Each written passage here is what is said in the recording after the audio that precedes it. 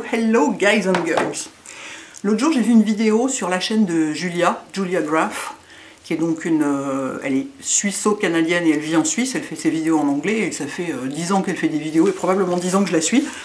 Et elle a fait une vidéo qui est un tag en fait, c'est une série de questions qu'on se repasse, qui s'appelle « Qui sont les youtubeurs honnêtes ?» Et au début je me disais c'est bizarre, c'est pas tellement son genre de faire... elle n'est pas du genre à faire des trucs pour faire du buzz, c'est une fille hyper droite, précisément, elle fait partie des youtubeurs honnêtes, elle est hyper droite, hyper respectueuse de plein de choses et tout, et en fait c'est une série de questions que j'ai trouvé assez intéressante sur la manière de gérer... que je regarde sur la manière de gérer le rapport avec les produits, les marques, les commentaires, tout ça sur YouTube. Et donc j'ai eu envie de le faire aussi. Donc voilà. Donc, première question. Est-ce que tu as déjà reçu un produit, tu l'as essayé, pas aimé, et tu as décidé de ne pas en parler? Bah oui, tout le temps. Absolument tout le temps. C'est-à-dire que déjà, je ne garde probablement que 5% de ce que je reçois. J'ai beau dire aux marques de m'envoyer le moins de choses possible, il y en a quand même qui arrivent par défaut. Et dans ce que j'essaye, il y a quand même pas mal de choses que j'aime dans ce que j'essaye. Excusez-moi, j'ai un nom qui accroche, ça m'énerve. Il y a pas mal de choses que j'aime dans ce que j'essaye, parce qu'en général, précisément, dans ce que je garde, c'est ce dont je suis à peu près sûre que je vais aimer. Parce que j'ai pas envie d'ouvrir un produit et de l'essayer, et de le trouver nul, et une fois qu'il est ouvert, qu'est-ce que j'en fais? Je peux le donner à des amis proches, mais je peux pas le donner à des gens moins proches, donc ça m'ennuie, parce qu'il est il est usé, quoi, quelque part, donc c'est moins classe de donner un produit qui a été ouvert. Voilà, ça y est, j'ai déjà perdu le fil. Donc, pas aimer et décider de ne pas en parler. Bah, bien sûr, parce que les produits qu'on m'envoie, c'est pas pour me faire plaisir et qu'en échange, j'en parle quoi qu'il arrive. Enfin, si en échange, j'en parle quoi qu'il arrive, je peux vous dire qu'il y a beaucoup de gens qui vont arrêter de me les envoyer parce que j'en dirai pas du bien. Donc, l'idée, c'est que je me fasse ma propre idée et que, globalement, moi, je parle que de ce que j'aime. Parce que si je parlais de tout ce que j'essaye, je ferais 14 vidéos par jour et on ne s'en sortirait pas et ça n'aurait aucun intérêt. Donc évidemment, tout le temps, j'essaye des trucs et j'en parle pas. Parce que je trouve que...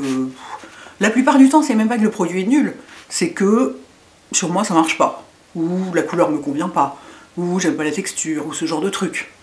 Mais donc évidemment. Y a-t-il un produit que tu utilises mais que tu ne montres pas en vidéo? Donc j'ai traduit les questions de l'anglais. Donc là c'est une question qui sous-entend que c'est un truc qu'on fait un peu en cachette. Genre t'as un anti-cerne miracle et tu le montres pas parce que tu veux te le garder pour toi, quoi. Bah non, hein. Il y a mon dentifrice et mon déodorant que je montre assez peu dans les produits que j'utilise. Il m'arrive de pas les mettre dans les produits terminés. C'est pas parce que je veux pas que vous sachiez que j'utilise tel truc. Parce que je trouve que c'est pas très intéressant. Donc de temps en temps j'en mets. En me disant, oh, ça fait 6 mois que j'ai pas parlé de déodorant, je sais pas quoi, du coup je le laisse dans les produits terminés. Mais la plupart du temps, non, je cache pas ce que j'utilise. Y a-t-il un produit que tu veux, mais que tu n'achèteras pas parce que tu ne soutiens pas la marque?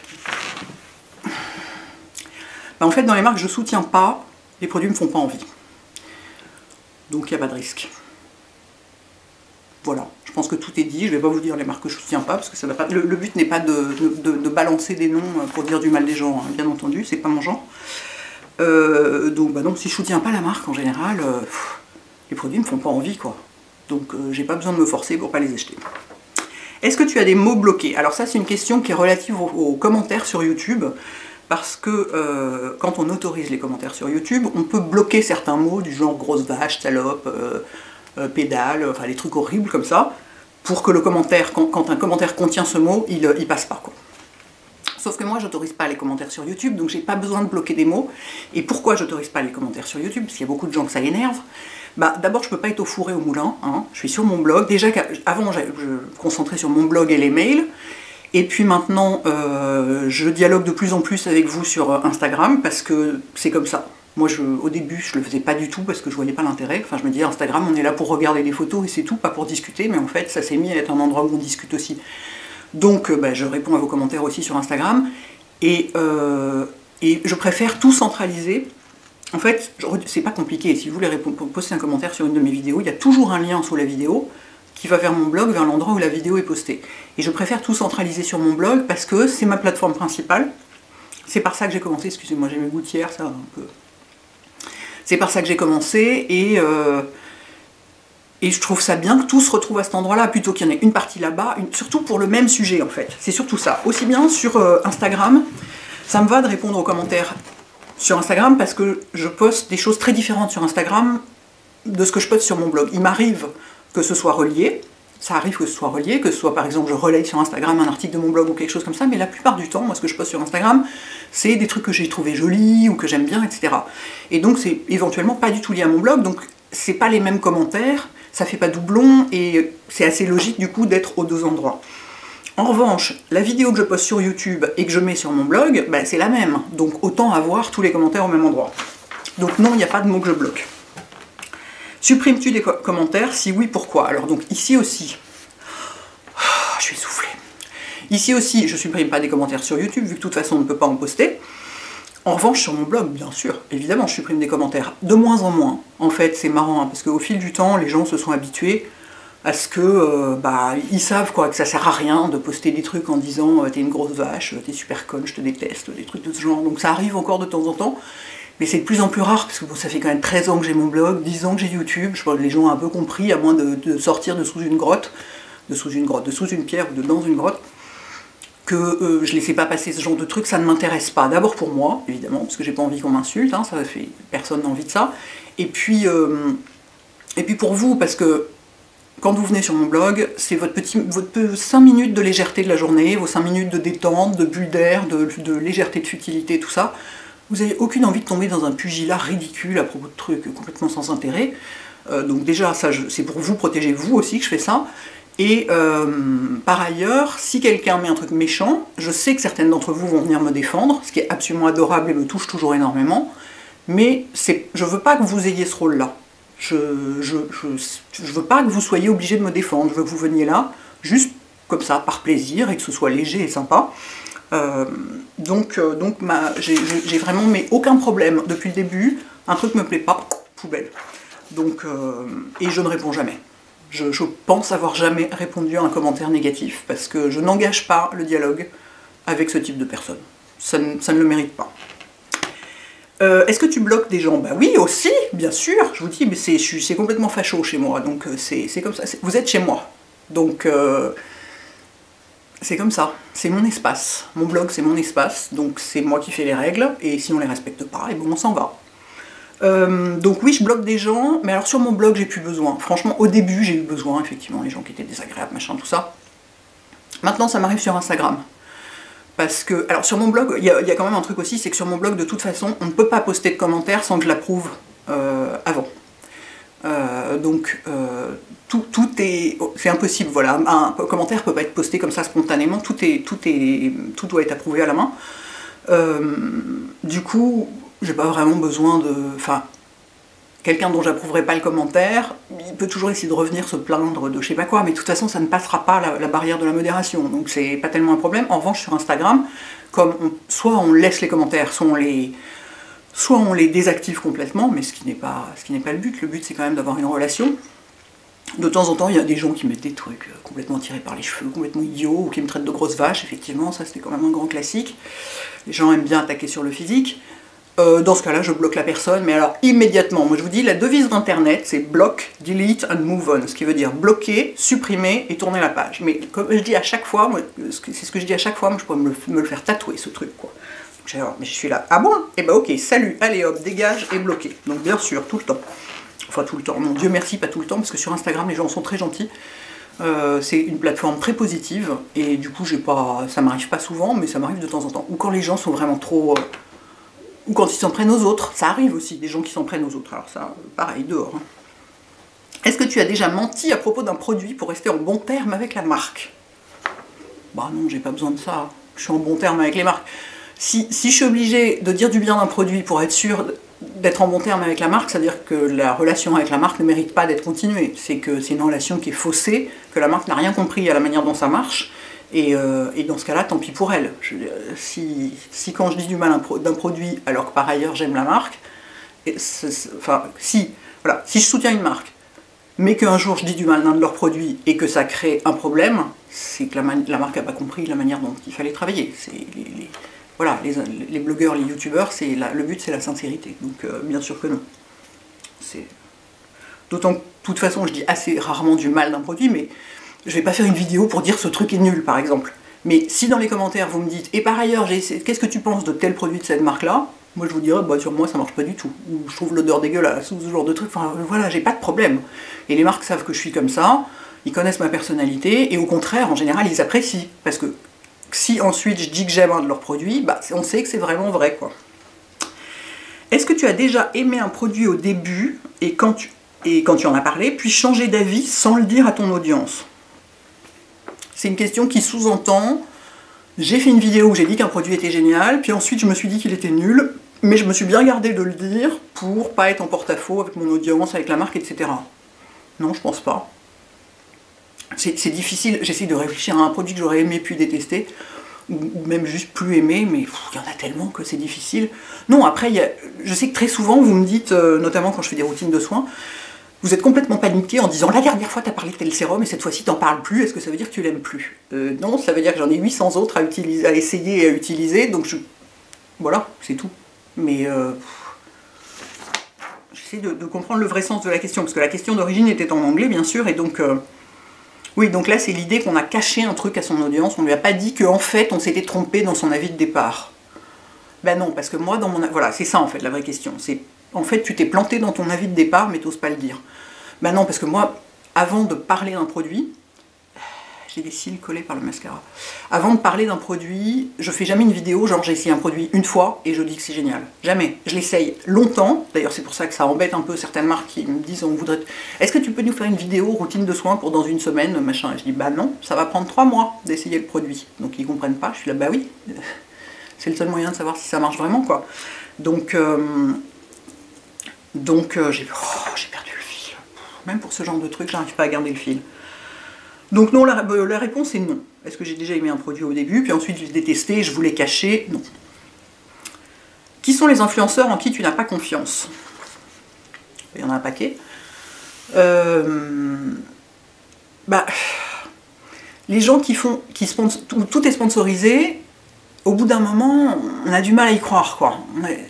Quand c'est tout le temps, on finit par... Enfin, on se dit, ok, peut-être que tu adores à chaque fois tout ce dont tu parles, mais quand même, ça paraît compliqué d'être... Parce que moi, les partenariats que je fais, j'en fais très peu, parce que justement, je ne veux être payée que pour parler de produits dont je suis complètement sûre et que j'adore vraiment. Du coup, c'est pour ça que j'en fais vraiment peu. J'ai choisi d'être fiable plutôt que d'être riche. C'est vrai que je pourrais être beaucoup plus riche si je disais oui à tout. Des fois, je me dis que c'est un peu bête. Mais c'est pas possible. Je veux dire, votre confiance, c'est le plus important pour moi. Donc, si dans toutes les vidéos, il y a un truc sponsorisé, vous allez finir par vous dire, bah, enfin, je la crois plus, quoi. Cela dit, après, moi, j'ai pas de jugement là-dessus. Parce que c'est une question de... Je pense que c'est une question de rapport aux besoins de ce dont on pense avoir besoin pour vivre et au rapport à l'argent. Et le rapport à l'argent, c'est un truc très très très personnel et très intime et sensible et compliqué. Et je comprends très bien éventuellement la peur de manquer et du coup le besoin de faire beaucoup de partenariats parce qu'on a peur de manquer. Moi-même j'ai facilement peur de manquer, donc j'ai bien choisi mon boulot pour ça. Hein. Mais donc j'ai pas de jugement là-dessus parce que je comprends. Moi je pense avoir une maturité peut-être un peu plus, parce que je pourrais être la mère de quasiment tout le monde hein, sur YouTube, hein, donc je pense que ça joue vachement dans le fait de se dire, bah oui j'ai peur de manquer, mais je vais quand même dire non à cette OP parce que c'est pas possible, c'est pas crédible. Donc voilà, j'ai pas de jugement là-dessus, mais effectivement ça peut être des gens en qui j'aurais éventuellement, c'est pas que j'aurais pas confiance, mais dont je vais pas forcément suivre les conseils. En revanche, l'exemple parfait de ceux en qui j'ai pas confiance, mais alors vraiment l'exemple parfait, c'est les Américains. Parce que tout est sponsorisé, mais ils ne le disent jamais. Alors au début, moi je pensais que c'était parce que c'était le Far West là-bas, qu'il n'y avait pas de législation sur les contenus rémunérés sur Internet. Ah bah si, c'est pareil qu'ici, sauf qu'ils en ont rien à foutre. Ils ne le disent pas. Donc moi il y a des tas de gens que je suis et que par ailleurs j'aime beaucoup, je trouve très sympa, qui vous font typiquement une routine de soins différente chaque semaine, en utilisant bizarrement tous les produits de la marque, et dessous, il n'y a pas écrit contenu rémunéré, ou il n'y a pas écrit sponsorisé, ou ad, ou ce genre de truc. Je suis là, bon, enfin les gars, ça saute aux yeux, dites-le, quoi, c'est ridicule, vous êtes pas... Enfin, ces genres de vidéos, ça va pas du tout marcher, on va la regarder juste parce qu'on trouve ça sympa de passer 10 minutes avec vous, mais personne va acheter les produits, enfin comment la marque peut croire que ça fonctionne comme ça? Alors vraiment, les Américains, pour ça, ils sont magiques, quoi. Il y en a certains, les plus gros youtubeurs et blogueurs, tout est sponsorisé chez eux. Il n'y a aucun disclaimer, jamais. C'est extraordinaire. Donc moi je les regarde pour le fun, quoi. C'est du divertissement, mais je j'ai pas confiance dans leur... Enfin, j'ai pas confiance. Oui, je vais pas suivre leur avis, typiquement.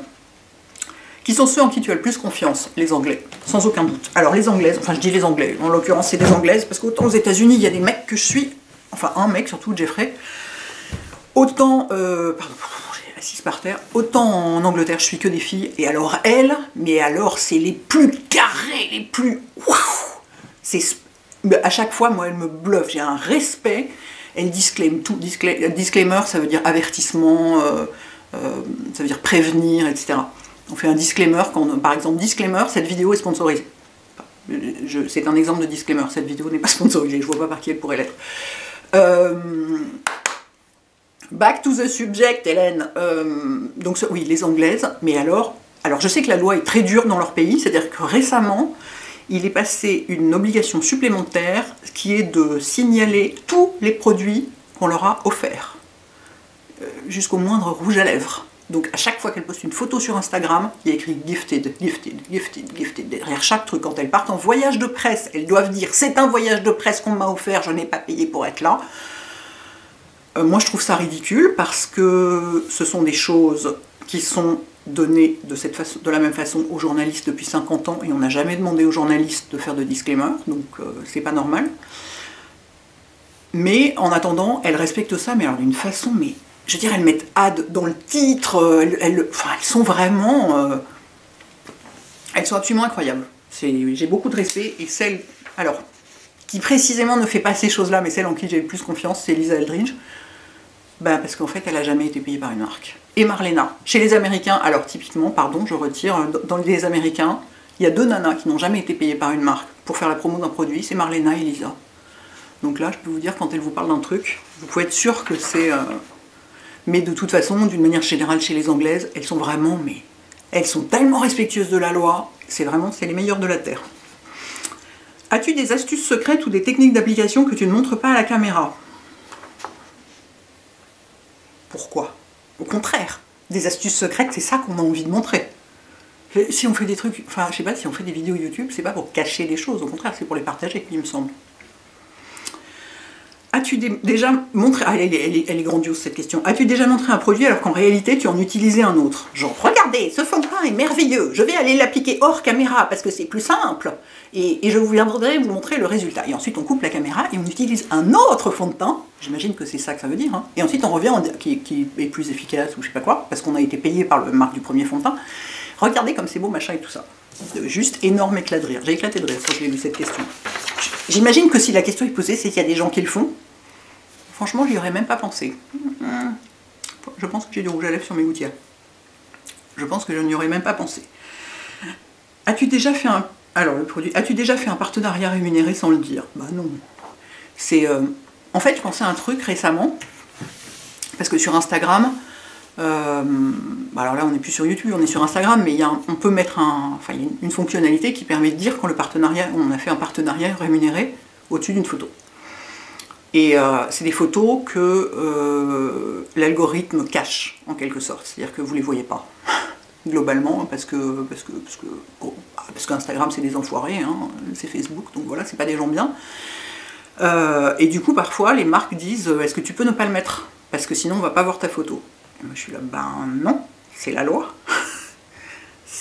Moi, je suis hyper psychorigide, et en fait, la mention d'un contenu sponsorisé, alors à l'époque c'était sur les blogs, aussi sur les vidéos, en France ça date du 1er janvier 2011, moi je l'ai toujours fait avant, d'abord parce que,